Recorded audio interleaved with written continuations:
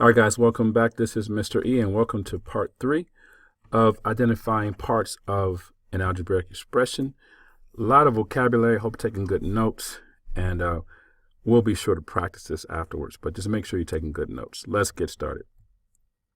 Okay, so remember we talked about factors in the last one, last video. So we have to make sure we understand that we also have factors in algebraic expressions. So hope during the pause you went ahead and did this, but go ahead and pause it if you haven't, and come back and let's check some answers together. All right, the first one, we have two factors. We have 8, because 8 is multiplied by the quantity of 5 times the number y plus 3.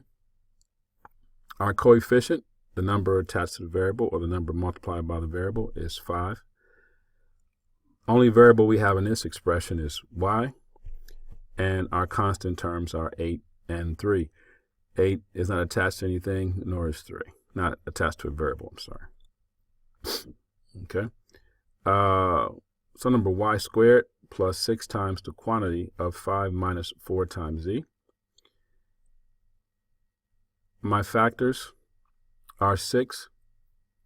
So I'm multiplying 6 times 6 times the quantity of 5 minus 4z. And I say the word quantity because for me, that makes it clear that this is together if someone was just listening to what I was saying. 1 is the coefficient for my y squared term, and -4, remember to keep this sign, is the coefficient for my z term.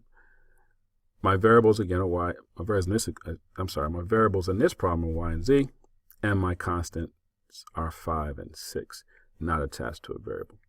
Number 5 is a little bit tricky. Again, whenever you see this negative sign, you can think of it two ways. You can think of it as take the opposite of this, or you can think of multiply all this by a -1. So my factors here are -1 and the quantity of 3 times some number y plus 6 times some number x. My coefficients are 1. My coefficient of my cube term is, my c term is 1. And my coefficients of my y is 3. And my coefficient of my x term is 6. My variables are c, y, and x. And I don't have, that's not true. My constant term would be a -1. So even I can make mistakes. All right, next one. All right, here's a table. I know you love these tables. So go ahead and fill these out. We had one earlier, but we didn't have factors in it. So, because remember, we didn't even talk about factors with this example, but there are no factors in this problem. There may or may not be factors in the other problems, but go ahead and fill this out. Pause the video, fill this out, come back and check your answers, and we'll be all done. Okay, this is what I came up with. So here are my factors: c times 4 minus c. I shouldn't say that. 6 times 4, 6 times the quantity of 4 minus c.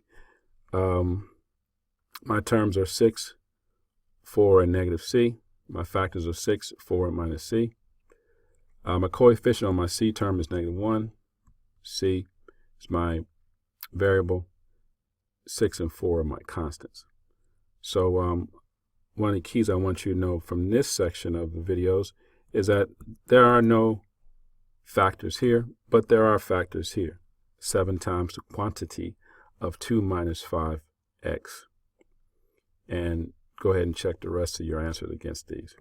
All right, so I'm going to wrap that up on 4 minutes. Identifying parts of algebraic expression.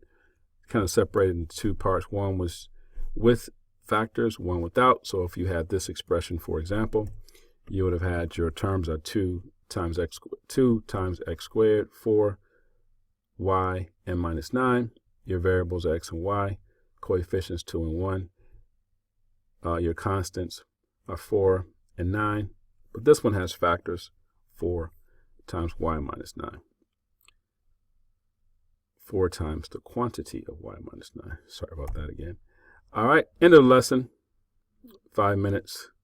We'll practice next. Talk to you soon.